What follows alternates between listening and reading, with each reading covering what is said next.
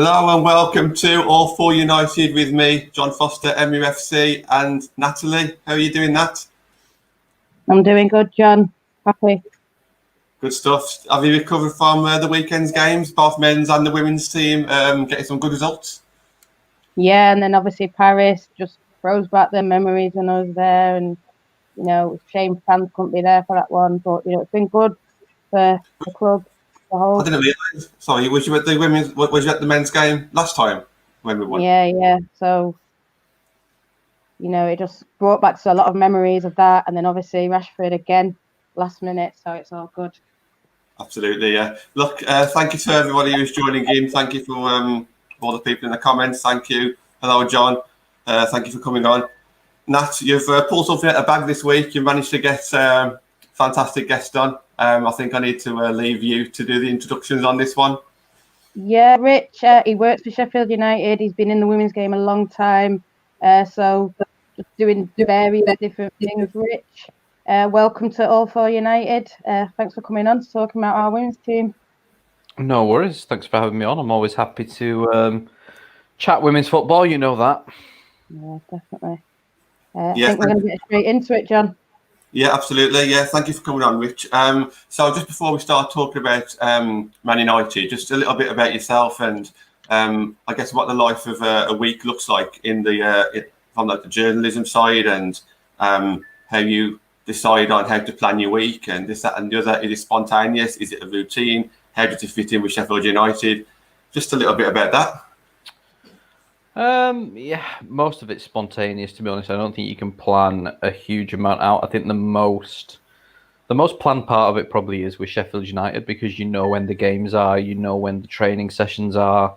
I think everything around it you're kind of reacting to. Today I've done like 3 different interviews today, and yet like yesterday or tomorrow the international breaks are quite interesting actually, because it's probably when I get most things done, to be honest, because I don't have to think about Sheffield United. Like, we don't have a game this weekend, so I can kind of put that on the back burner and get some writing done, get some work done, catch up on things. Obviously, England have got this inter-team friendly tomorrow, which some of the media have been invited to, so I'm heading down there tomorrow for the game. So things like that you can plan around. For a lot of other things, you just always reacting to what news is going on, what's happening, trying to arrange interviews. Obviously, the FA Cup final in a few weeks, trying to arrange things around that, and doing something with Man City and doing something with Everton. So, yeah, there's a lot of planning that probably people don't see, like around the writing. Everything has to be prepared. You're researching, you're trying to make contact with people. It's not as busy as it was during the summer. I think during the summer, obviously, when the transfer window's open, it's very, very busy. And obviously it was quite busy even after the window shut, because a lot of the Americans didn't come over until late, and then we had all the media sessions with them. So, yeah, I'd say it's probably 70% spontaneous and 30% planned out, but no week's the same. Like, today's been massively hectic. Tomorrow will be hectic. And yesterday was really quiet. So it's completely varied, but I quite like that. I don't like things being too planned. I like to know what's going on, but I also like sort of being surprised and not knowing what's going to happen as well. Yeah, just on that about like spontaneous, like with the transfer rumors and everything that goes on. Do you ever like wake up one day thinking that you're going to write about this or do a bit of research on this, and then all of a sudden some breaking news, and then all of a sudden you have to drop what you're doing and then just go down a completely different route? Literally, yeah, definitely. Like, sometimes things are going to happen, like Heath and Press, we knew that was happening, but you don't know when. You don't know when United are actually going to officially announce it. It was the same with Mewis and Lavelle at Man City. It was the same with Lucy Bronze. It's the same with the England squads. You have to react to when the England squad comes out, but you don't. You might get an hour's notice or 2 hours notice or something like that. So, yeah, you can wake up and you can plan a certain amount out, but yeah, there's a lot. As soon as something happens, you just have to react to that. So yeah, there's a bit of that, but that's the side of it I quite like. I quite like being surprised. Like, people think we know everything, and we don't. Like, we know a lot, but I actually quite like when something comes out of the blue and surprises you, because it just keeps you on your toes, I suppose, a little bit. So yeah, you definitely don't know everything that's going on, and you certainly don't wake up in the morning and know what you're going to be talking about come the end of the day. That's very interesting, Rich, and I hope you don't mind me interjecting, John, but it's sort of I remember when the Preston Heath broke, and we talked about it on this channel as well, and obviously Barmy Army channel, and I think it was a shock to everyone when that first tweet went out. Man United are in talks with Preston Heath. It was by an American journalist, and I think everyone's Twitter went into meltdown. People didn't believe it. People were saying it's Twitter rumours. I think from the people that were saying it, sort of tell it was legit, but was it going to fall through? Was it going to happen? And I mean, could you see that happening for Man United where they were then?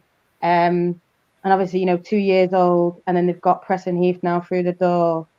What do you think of the progression of this team, and from where, like you said, from where it's been to now getting someone like two players like that? Yeah, I think. Look, I'm pretty honest. I think with Heath and Press, and the same with Mewis and Lavelle, and with Alex Morgan as well, I don't think any of them would have happened if it wasn't for COVID. But the clubs have taken a great opportunity, and I think that was the thing. Like when it broke, it was such a shock, because they are two absolute global superstars, and we just don't see those players come to England under normal circumstances. But because of COVID and the situation in America, it opened up those opportunities. So I think a lot of people originally did go, that can't be happening. It was a little bit the same with Mewis and Lavelle to an extent, and maybe less so because Man City are a little bit more established. But it's the same with Morgan. When Alex Morgan, the story broke, people were like, surely not, like to Tottenham, and then obviously it did happen. I think United's progression, I think the first season went as expected. I think, however, Casey tried to play it, I think she's been a bit more honest lately in saying, we did expect to go up. I think at the time she played it down a little bit more, which was understandable, but I think everyone thought United were going to get promoted, and they did. I think last season, it was weird a little bit because they did very, very well in coming fourth. But some of the results were a little bit disappointing despite that. I think actually I always thought United would beat most of the teams below them, and I thought it would be the bigger games where they came unstuck. And actually, whilst they didn't pick up the points in the bigger games, they were actually very competitive, in those early games against Man City and against Arsenal. And then it was against West Ham and against Brighton where they did drop those points. And that's what I said this season they have to change. And from what I've seen early this season, look, they're always going to be a threat with those two up front, Heath and I think Heath is starting to click. I think Press is a little bit behind. Russo as well, is a fabulous, fabulous player, and long term she will be one of the best things that ever happens to Man United. But yeah, it's been strange because I don't sort of feel like United have hit their peak in any of the games so far. I don't think they've put in a performance where you go, they were sensational. But they're winning games. They're winning games they didn't win last year. They beat West Ham, for example. And at the end of the day, you can't criticise them for that. They've got to win those games. And obviously, it'll be interesting now the next few weeks playing Arsenal, who have started very well. Obviously, you've got the derby then against Man City. So I think that's going to be the true test of where Man United are now. I think it's probably coming at a good time because they've got Heath and Press a bit more integrated into the team. Russo's been integrated into the team. And be interesting. I still think defensively they can be a bit better. I think maybe they still need that experienced, dominant centre half down the line. But they needed to sort the attack out from last season, and they've signed 3 top class forwards. So I think they're better set to challenge in the big games. And I think look, if they can start getting results in those, then they've got every chance of being right up there this season. You spoke a bit about signings there. How about the players that were like less popular, like Ona and Ivana? How do you think that they'll settle in the WSL? Yeah, Ivana was an interesting one because it kind of came out of the blue a little bit. I heard about it a few days before it got announced, but I'll be honest, I didn't know a lot about her. Ona was quite established already. She'd had a good season in Spain. She'd made a debut for the national team, whereas Ivana's still sort of with the youth teams a little bit with Germany, and obviously she's not played yet through injury. So, yeah, I think Ona will be great. I think she's a modern day fullback. She likes to get forward, but she seems quite good defensively. And Ivana, I think it'd be tougher for her because she's been hindered already. She's not been able to get in the team, and once a team starts playing well and in around those positions where you've got Heath, Press, Russo, but you've also got Lauren James, you've got Lucy Staniforth, you've got Ella Toon, you've got Sigsworth, Hanson, Galton. The options now for United are endless. And for a young player coming over who's trying to develop, you do wonder where she's going to get that game time. Maybe at some point she might go on loan. I don't know. It depends how it works out for her. But look, she must have talent. Casey would not sign a player if she was not talented. So I think for her it's going to be about the long term. I remember speaking to someone when she signed, and they said, this is going to be a player that you might not see the best of 2 or 3 years. Whereas I think Ona was in a better position to come in and hit the ground running, and unfortunately she's got injured. And Lucy Staniforth obviously got injured as well at the start. So, but yeah, the one that really excited me was Russo. I've been a massive fan of her for 4 or 5 years, to be honest with you. When she was at Chelsea, before she even went to America, I remember watching her in a training camp for England about, I think it was 4 years ago now. She was with the under-17s. And even back then, she was tall, she was strong, she was stocky. She looked a little bit like she did now. But for a 17-year-old back then, it was so out of the ordinary. And she hit the ball with so much power. And you thought, when she's 21, 22, as she is now, she's going to be a hell of a player. And she's developed so much in America. And I think for United to have got her, like I said before, I think that's the best thing that will happen to United over the next few years. Yeah. Nat, obviously we spoke about how well Russo and Ona has played so far, but obviously we just spoke about Ivana as well. I mean, how excited are you, Nat, to see Ivana come into the team at some point? Ivana, I think it's going to be like it's going to be like a burrito kind of thing. I think no one's going to know. No one knew who she was. No one will know who she was. No one will know how to deal with her. And hopefully she just bangs. We'll see. I know she's got the knee injury. Let's see how long it takes for her to get back. But like what Rich was saying, I'd never seen Russo, but the things I'd heard, I never thought she would come to us.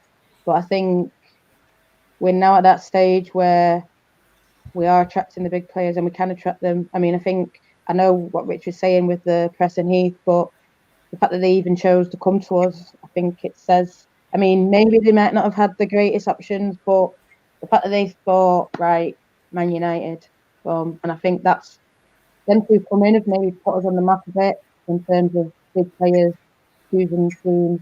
You think it's just top three. Preference to come to Man United, the way they sold the shirt, the way everyone's responded to it has been amazing. Ed Wood was talking about it. I'm not saying, it's going to change this, but you have it running across the bottom, changing the face of the women's game. And I think, for me, anyway, as a fan, that's what you want to see. And I know Jan Fry's got that question. Rich, if you could change something in women's football to improve it, what would it be? I think there's a lot of things that still need improving about women's football.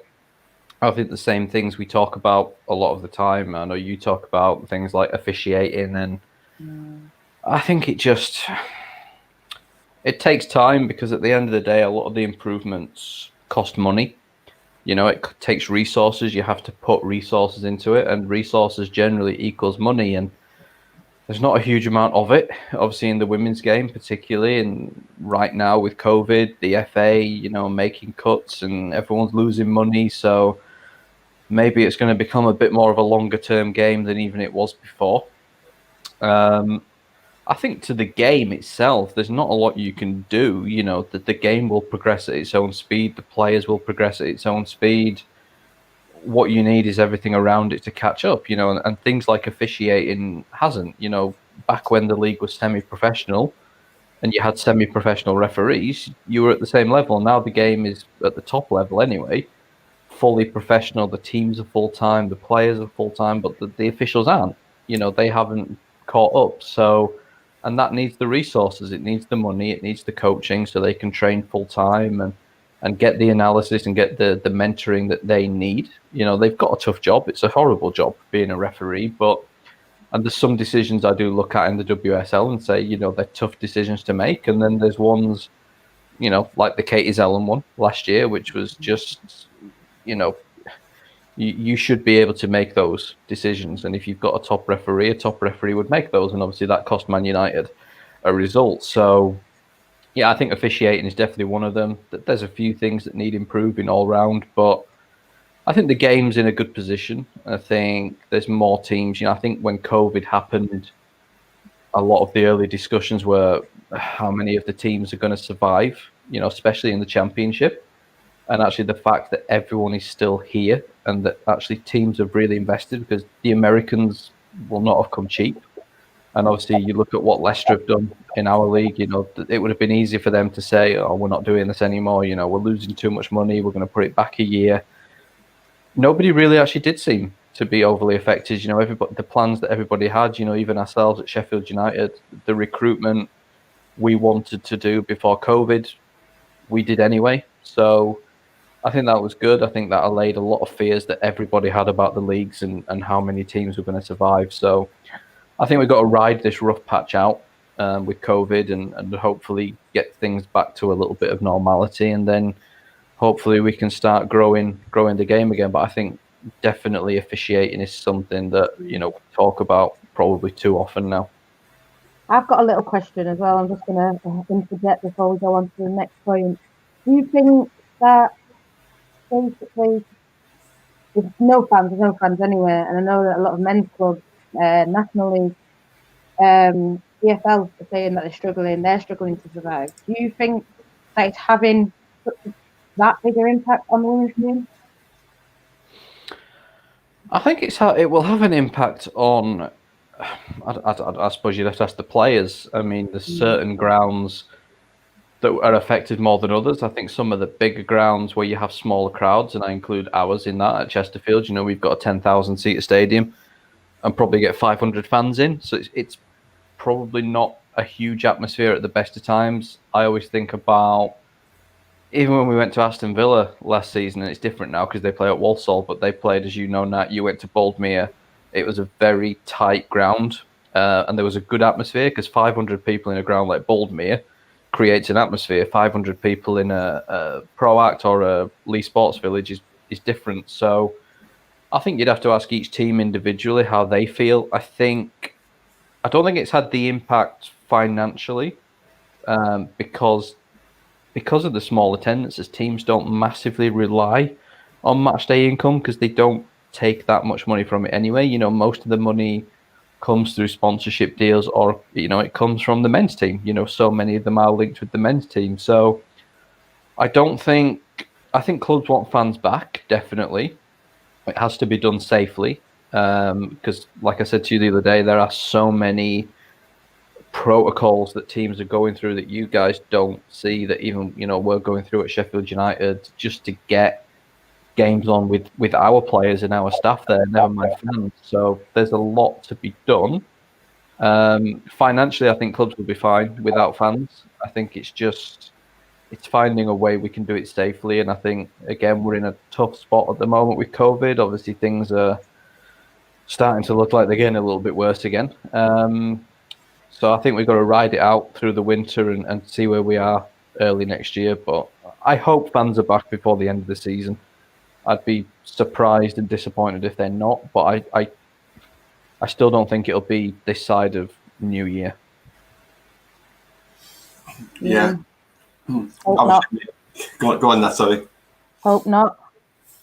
Me and Nat spoke last week's show about how successful Casey's been. Obviously, we United fans, obviously we're going to probably be a bit biased, but coming from yourself, who's not as biased, how well do you think Casey has done from 2019 to where we are now, to obviously getting promoted as champions, to coming fourth last season, to bringing in these top quality players and starting this season really well? What are your thoughts on Casey so far?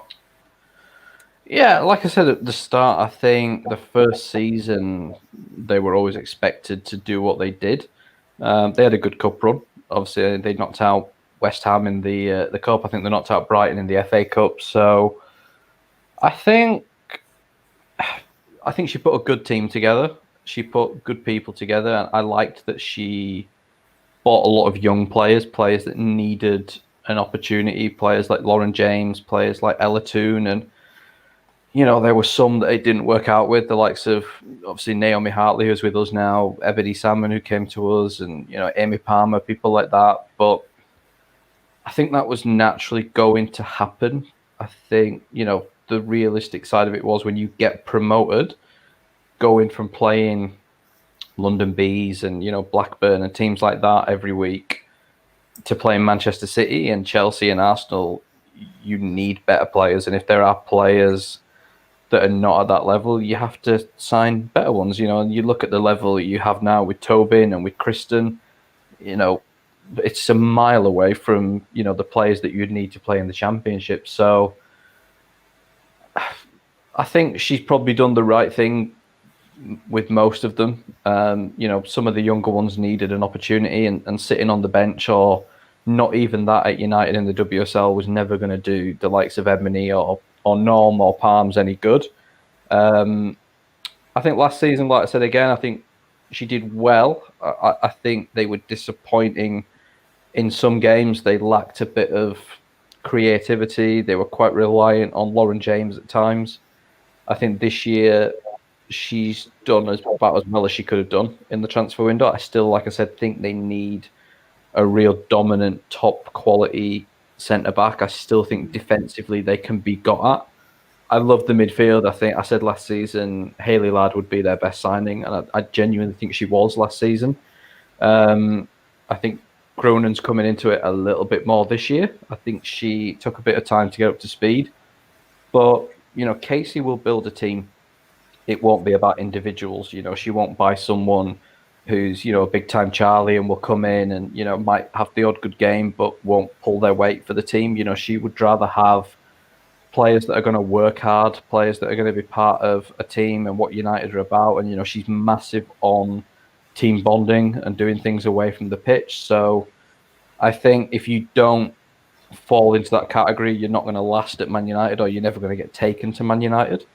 But you need the quality as well. And look, Tobin and Kristen are by far and away the two most talented players at United, because they're World Cup winners. They've been there, they've played at the top level, and of course they probably will go next year, and they will need replacing, and that's going to be a tough thing to do. But obviously in Lauren James and Russo, they've got two of the probably 4 or 5 most talented young English players. But you have to grow with them. Russo and James, for me, one day will be at a level where they can play it for any club in the world. They could play for a Lyon in the future, a Barcelona, whoever.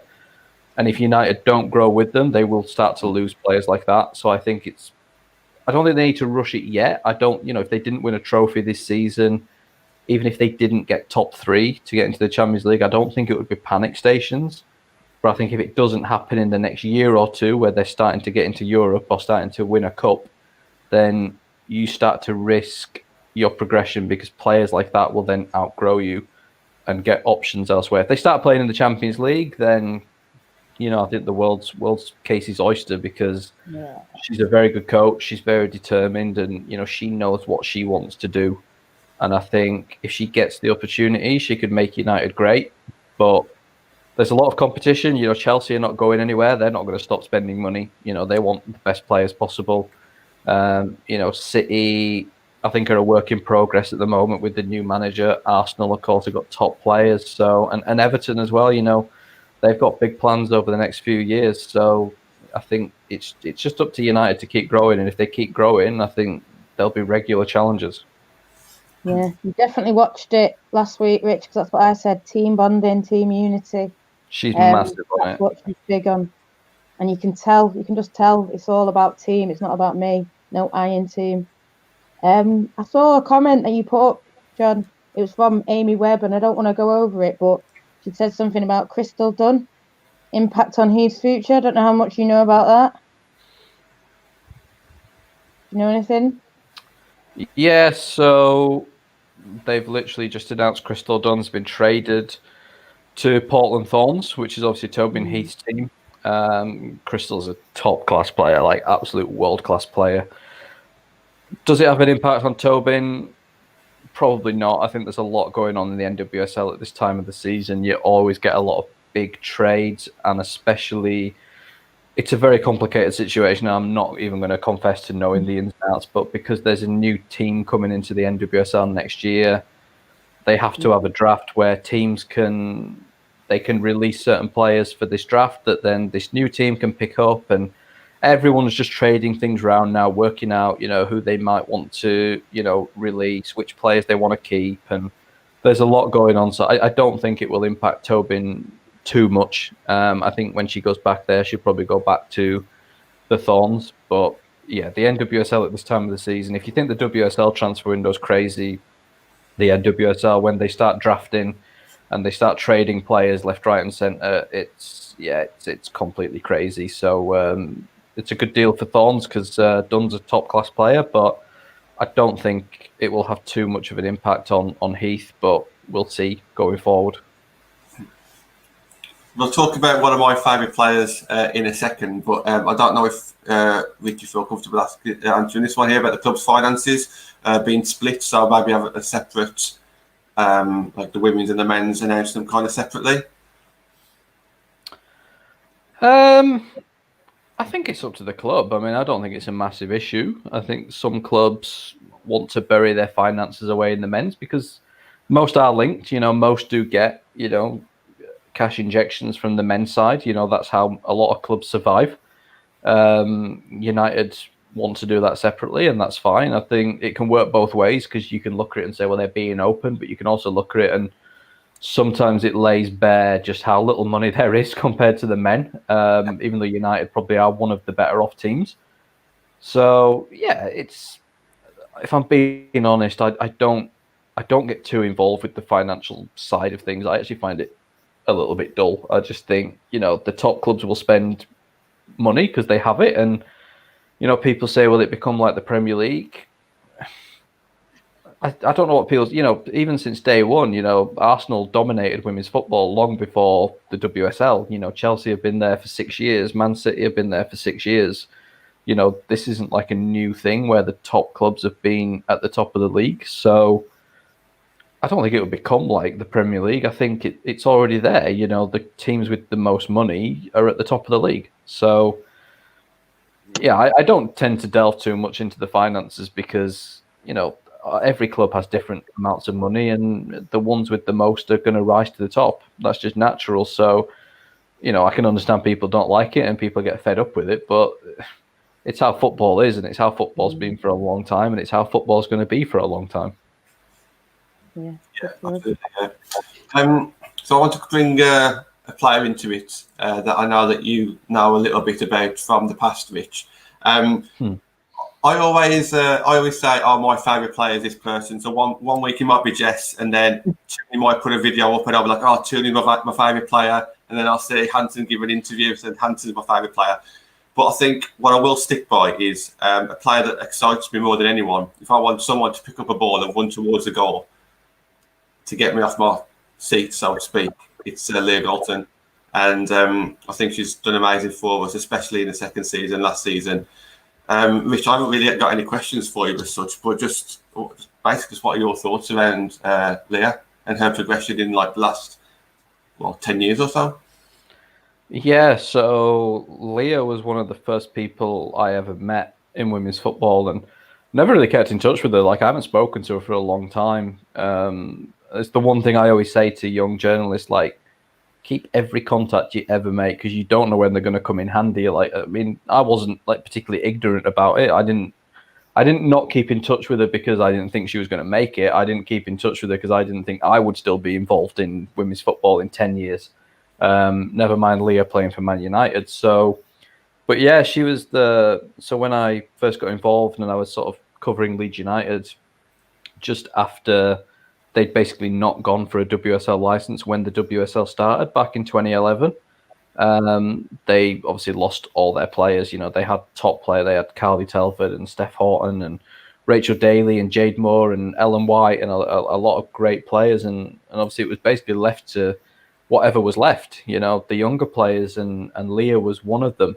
And I remember the first game I went up to, I think it was like a local county cup match or so. I think they were playing Huddersfield. And Leah wasn't playing. She'd basically been called up to the England under-19s, which makes me feel really old when I think, as Nat said before, that's what our Kerry Matthews is in now at Sheffield United, and that was the age Leah was at the time. So she wasn't playing like Leeds. It was a cup match, so Leeds had rested her, so she was fit for this England camp, because I think it was her first one at that age group. I watched the game with her on the sideline, and she was like this, you know, she was quite short, you know, she was only 17, 18 years old.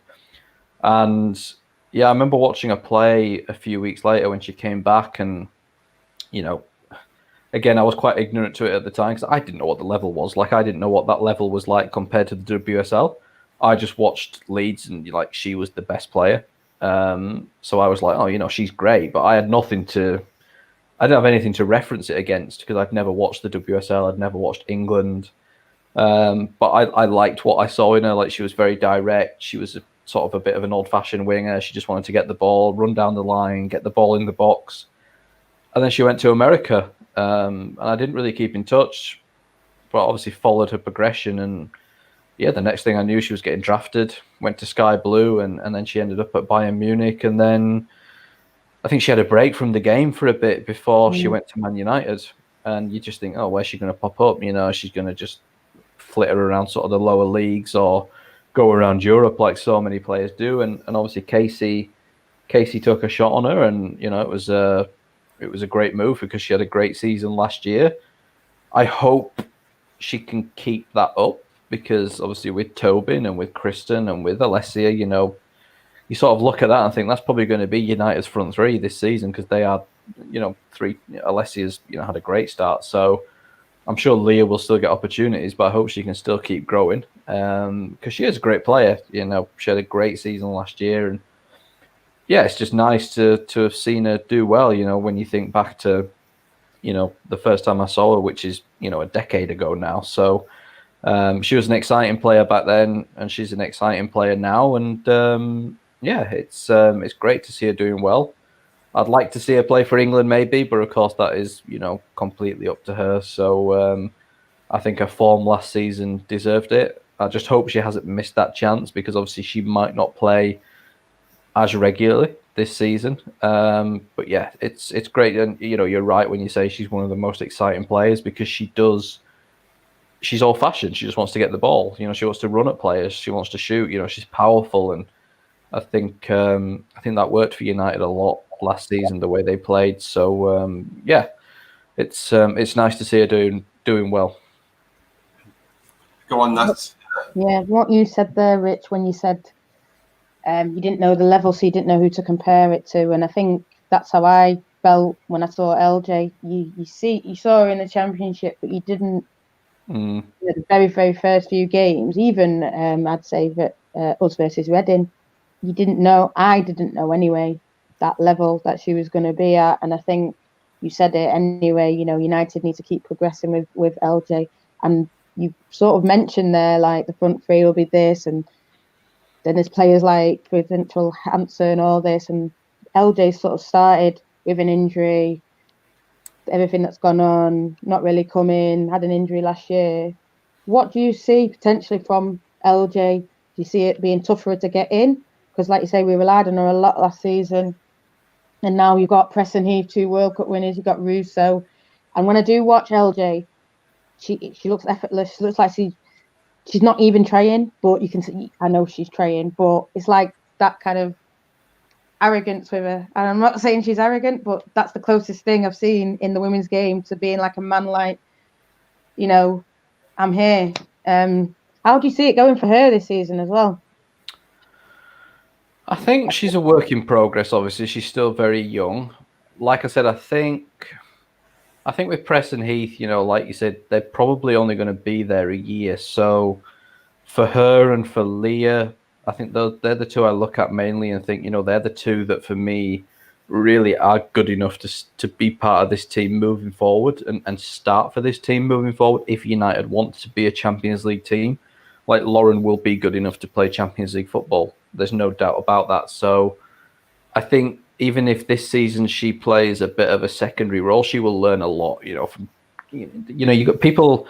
This is the thing when people say like, oh, when are these players going to play? They're not going to get any game time, but they're training with them every day. Like she's training with Tobin Heath and Kristen Press every single day. Like she will learn so much off those two players, as will Alessia, as will Leah, as will Kirsty, as will Ella. So, it's not all about the here and now. Lauren's got 15 years, at the top level to come. So I think, is she a number 9? I'm not sure. I think as a number 10 behind that front three, she could be dynamite. If you have a front four of Heath, Press, James, and Russo, you're going to give any team problems. I think if you're going to play her in that out-and-out number 10 role, though, Casey has to change the system a little bit. I think if you're playing a midfield 3, is she disciplined enough to play in that kind of role where she's going to have to get back and help the midfield? I don't know if she is at this stage of her career. So, yeah, look, she'll still play games because she's super talented, and you're going to have a lot of games. You've got Conti Cup, you're going to have the FA Cup coming in, and if you get into Europe, you're going to have even more games. So I think she'll benefit a lot this season, and then next season when, the Americans are probably gone, she might be in a position where she's developed enough and learnt enough that she's, at an even higher level. But there's no rush with her, she's still a teenager. And, people last season, even when you're in the Championship, people calling for her to be in the England squad and things like that. And I think, if she's ready, she's ready. But there's no rush. There's no rush with her. And at the moment, she needs to be playing games. Let her develop at her own speed. And look, if Phil or obviously Serena in the future feels she's ready, she'll be ready. You look at Ella, you look at Millie, you look at Kate. Katie Zellen's been playing regularly in the WSL for 5-6 years. Millie Turner has been playing in the WSL for 5-6 years. Even Toon, she was playing for Man City sporadically even since about 2016. So it's taken them 4 or 5 years, to get to a point where they've now had a senior England call up, because they need that time to develop both physically and mentally. So I think for Lauren, that time will come, whether it's this year, next year, the year after that. It's a big change playing for England, probably as much mentally as it is physically. And I don't think you need to rush someone who's still very young into that prep, because when you're playing for England, like I know you guys think like Man United is the be all and end all, and Man City fans think the same about, but I think for a player, the pressure that comes with playing for your country at a European Championships or at a World Cup, it's massive. And I just don't think you need to put that on a player until they're ready. And like I said, even with Alessia, it's taken 4 or 5 years of development to get to this point now where she's a regular in the England squad. So, Lauren will develop. She's a great player. She's going to be a top-class player. And her time at the very top will come. But I think she'll learn a lot from Tobin and Kristen. There's a question on the screen right now about Heath and Press. If United get Champions League spot, do you think there's any chance that they could stay? Any thoughts on that one? I think it would help. I'm sure if I think the thing with Heath and Press, and again the same with Lavelle and Mewis and Alex Morgan, is what is the situation going to be in America? Is there going to be an NWSL season next year? I think if there is, they will be back there as soon as possible when the season is ended, because they will also have national team camps. Obviously, it's the Olympics next year. The US are going to want to win that, so they're going to want all their players back in the country, available for camps, because the US have so many camps, it's unbelievable. But if, come February, March, and COVID is still making its way through the US at the rate it kind of is now, and the season is still in doubt, I'm sure there'll be conversations. I don't know whether they have options to stay at United. I know the 2 City players do have contract options for next year if they wanted to stay. I've genuinely got no idea if United did the same. because they didn't release any details of that. So, yeah, I don't think Champions League will be the biggest influence. I think it will literally be what position is the world in, and what position is America in come early next year. And at the minute, that is literally important. We don't even know where we're going to be next week at the minute. Yeah, just sort of moving on from it, Rich, from all the players and all the chats, definitely drop a like on the video. Let us know how you're feeling, guys. Get subscribing. Obviously, we do this with the Barmy Army. You've been on our Barmy Army YouTube channel, and what's your thoughts on what we're bringing, just generally fans and the fans growing? And any thoughts of what you would say to someone who goes to Old Trafford regularly? Because that's what this show is. Is mainly we talk about Man United, the men's side on All For United, and obviously it was great for giving us this opportunity to talk about the women's. What would you say to someone that essentially regularly goes to Old Trafford, maybe come and have a look at the women's side? The Barmy Army have definitely made my life busier, I'll tell you that. But yeah, I think the conversation I have about women's football with people who don't watch it a lot of the time, and I even have, at Sheffield United, I work with the academy on the men's side, and I speak to a lot of our. And to be fair, they show a great interest. They always ask how the women are doing, and they keep up to date with their results. But it's really interesting. I think I sort of understand why the FA are desperate to target young people, because they're that's the kind of demographic that are not coming in with sort of any prejudice or any kind of preconception of what women's football is like. And I think, the constant stream of comments you get on social media from more middle-aged men, that have grown up watching the men's game and are used to the fast pace, the physicality, things like that. I think they watch women's football, and it is different. Women's football is different. It is played at a different speed. It is a different kind of game. And I think so many people just struggle. They just struggle to kind of accept that that's the top level of women's football, and that's the one thing I never struggled with when I came into it, because maybe I was a bit younger, when I first started doing women's football, I was 18, 19. So yeah, I'd grown up watching men's football, but it wasn't like overly ingrained in my mind that was the be all and end all, and when I did the World Cup final last year, but I didn't watch Megan Rapinoe and players like Heath and Press and think, oh well, they're conference level. I think they're the best women's footballers. They're the best in this sport. They're the ones that you watch and get excited by, because they are the best at what they do. I think the men's football thing, I don't know. I've always said it's a cultural thing. I think men's football is such a masculine sport. There's such a demographic there who watch men's football, and I think you get the comparisons and people say, oh, it's rubbish, or, it's too slow, or the goalkeepers are rubbish and things like that. You don't get that in other sports. I don't ever see people say Serena Williams wouldn't win a match against Roger Federer. Yep. She probably wouldn't. She'd probably lose 6-love. But nobody says it. People admire Serena Williams as one of the greatest female athletes, one of the greatest athletes, because she is. People don't say Jessica Ennis or Kelly Holmes wouldn't have beaten Usain Bolt. Whereas in football, everyone's so desperate to compare it to the men's game and say it's rubbish. So I don't know. I think some people, I don't think you can talk to some people. It's great with Man United.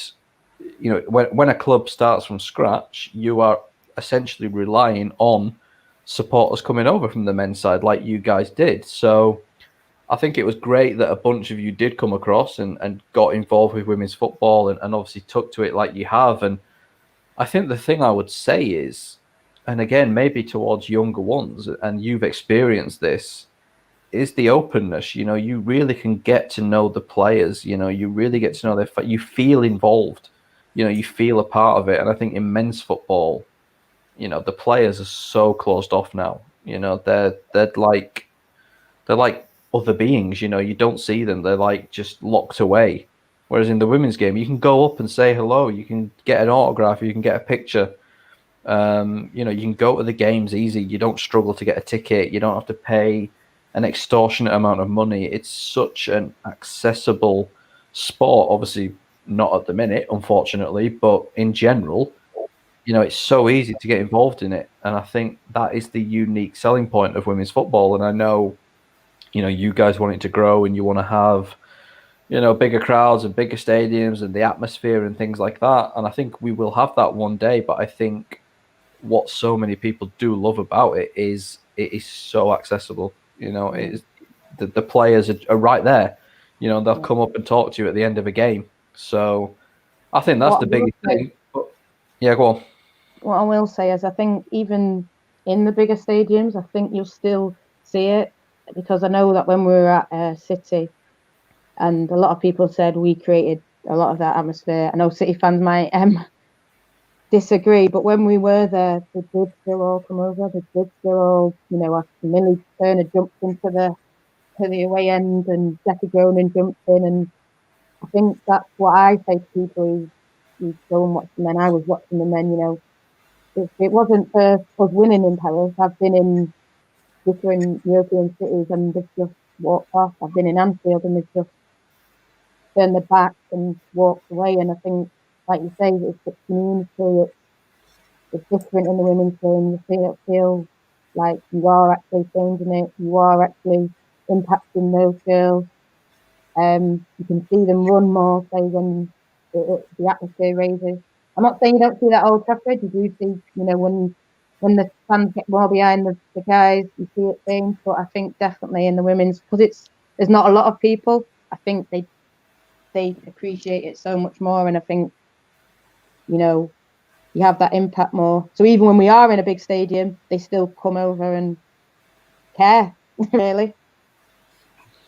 Yeah, I think that's essentially it. Like I said, I think it is so accessible, and like you say, I think because there are so few fans, I think the players appreciate actually the support that they get, because especially, you know, some of the older ones, they'll have been used to back in the day playing in front of probably their families. You know, like when I used to go to Leeds, you know, and watch Leah, you know, it was essentially families and friends. You know, they didn't really have fans. So I think there is that extra appreciation as well, whereas in the men's, it's just taken for granted that they get 60, 70,000 people who just come and watch them every week.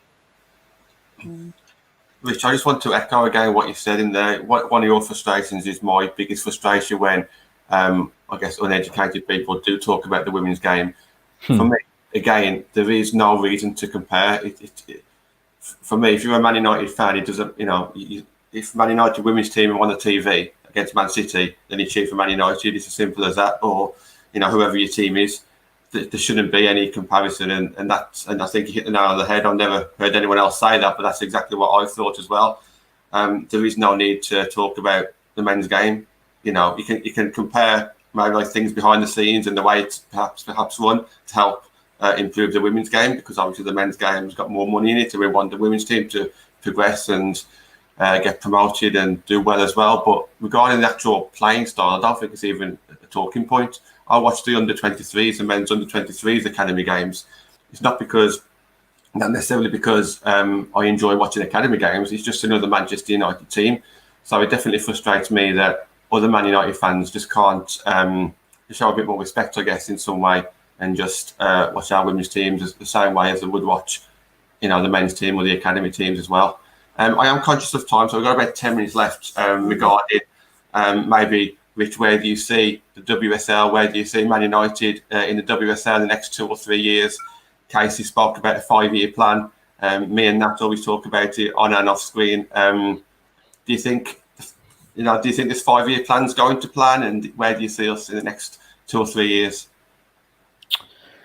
I think the game will keep growing. I really do. I think as long as the clubs are willing to pump the money in to a certain extent, which most seem to be, I'm sure the landscape will change. I'm sure we'll lose some clubs along the way, and I'm sure we'll gain some new ones. And I don't know. It's very unpredictable, women's football. I think now more than ever, I think everything's unpredictable because we don't know. We don't know what the state of the men's teams are going to be like in a year's time, depending on when we get fans back and when clubs start making money again. So if you'd asked me the question 6 months ago, I might have had a different answer.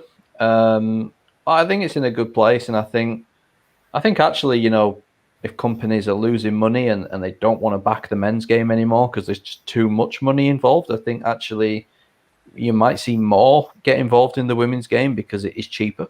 You look at Vitality sponsoring the Women's FA Cup now. I'm sure they're looking for, I know they've been looking for a sponsor for the Championship for a while. Obviously, Continental have always backed the League Cup. Obviously, Barclays getting involved is great. They've put a lot into the WSL. And I think because it is such a fast-growing sport, and again, a little bit maybe what I came back to saying before, about the fact it's so accessible, it's family, or it's a nice sport. I know you guys, obviously with the atmosphere and everything and the rivalries, and you can have that. But I think for sponsors, there is an attractiveness to almost the innocence of the game compared to the men's, where there's a lot of issues in the men's game. Whereas I think in the women's game, there's not as many. It is you can go to a game with your family, sit, watch, have a bit of a social, and then come back, and there's very few issues, involved in that you don't really get any, you don't get fighting in the stands and things like that, or trouble outside the grounds, or people crowding into pubs and causing trouble and things like that. So I think it's a very attractive sport for sponsors that want to get involved and clubs that want to get involved. So I think it's in a good place. I think it will grow. Where we're going to be in 5 years, I don't know. Where United will be, I think they will want to be in Europe, definitely. I think they will want to be regularly challenging for trophies. I think that's where they should be. But you don't know. You don't know what Man City want to do in the next 5 years. You don't know what Chelsea want to do or what Arsenal want to do. And then you get clubs who come out of nowhere like Everton, who suddenly decided we're going to invest loads of money and sign lots of top players. The more clubs that do that, and hopefully more do it, the better. I hope more clubs want to go professional and full-time, and I'd like to see us have 2 fully professional leagues. Whether it's possible, I've got no idea. I'd like to see the WSL expand, definitely. I think 12 teams is nowhere near enough for the quality we've got now. I think we could definitely expand that. So I think it's exciting times. I really do. And with England as well, it's exciting times. We've got the Euros, obviously, which we're hosting in 2 years, which is great. I think that will, however England do, I think that'll be massive to actually have the games here, in our own stadiums, right under people's noses will be fantastic. So I'm excited. We've got 3 major tournaments in 3 years with the Olympics, the Euros, and the World Cup back to back. So I think there's every reason to be excited. I don't know where it will be in 5 years, but I genuinely think it will be in a really good place. Quick one, Rich, before we wrap it up. For me, I'm going to say it. I think we can win the league, Man United, this season. I know you'll probably say no, but if we beat Arsenal or if we take points, I can definitely see it even more so. You hear me shouting about it a lot, and I'll come on here and shout about it. This season, what do you think for United?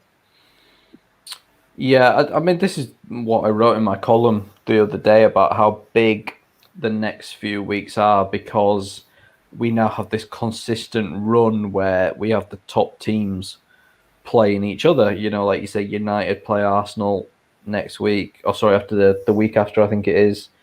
I think Chelsea play Everton, and then the week after that, it's the derby, and obviously Arsenal-Chelsea as well. So, yeah, those are the games that swing it, because, United, Chelsea, Arsenal, they're regularly, more often than not, they're going to beat most of the teams below them. You might have the odd slip up, like obviously City against Reading, and I'm sure the others will at some point. United will have a frustrating draw against somebody below them at some point. You always have an off day. That's just football. And it does usually come down to those big games, who wins the games between those teams. And, it goes back to what I said right at the start. That's where we'll see United's progression, because they did play Chelsea and, they got a great point. I mean, it could have been different. Mary Earps had a great game.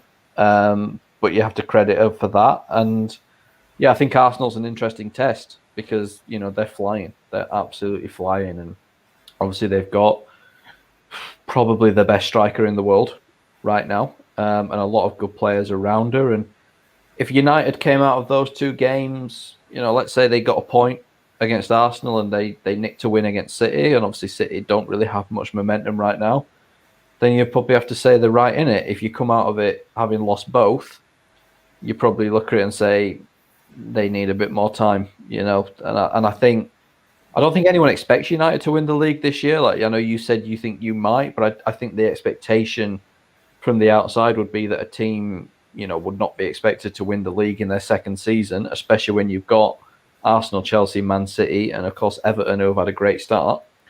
So I don't think there's any pressure there. I think the pressure is on Arsenal. I think the pressure is on Man City, which might help Man United. But I think if United are a top three or even close, you know, even if they finish, like, let's say they finished a point outside third, you know, they had a couple of bad results, I think it would still be good progression. If they do win the league, then it's probably one of the best achievements you could do, because I just don't think anyone would expect it. But, you know, it's going to be an open season. I think there's going to be a lot of teams taking points off each other. But I think if we sat here in a month's time, when those games are out of the way, I think we'll know a lot more, because there's so many big games coming up, which is exciting. We got the women's football weekend where all the big teams are playing each other. So yeah, I think after you played Arsenal and after you played Man City, we'll have a much better idea of what United are going to be capable of this season. Leicester City did it. I know John Fry said it. You know, the men's side. Anything's possible. Rich, thank you for coming on. It's been very refreshing to hear. I guess like an unbiased view, I guess, but everything that you said, I've agreed with, and I'm sure a lot of people in the comments and who watches this back down the line will agree with you, definitely. Nat, any final thoughts from yourself before we wrap it up? No, just thanks, Rich, for coming on, and, you know, check out Rich's articles. Everything that he does is really good. He's always does in-depth pieces. That's what I find. So, you know, check his link on his bio, because you'll find loads of Casey Stoney pieces, you know, Millie Turner, Amy Turner. It's really good. So definitely check him out. Thanks, Rich. Yeah, thank you for everybody for joining in the comments. Thank you, Rich, again for coming on. It's been great to listen to you, to be honest. I saw you on the Barmy Army channel back over lockdown, I think it maybe June, July time. And that's the first time I've heard you speak or seen you on YouTube or anything. So I rewatched it actually a couple of days ago just to refresh myself. And yeah, thank you again for coming on. Nat, thank you again. I'll see you again next week. Everybody in the comments and everybody watching, thank you. And we'll see you again soon.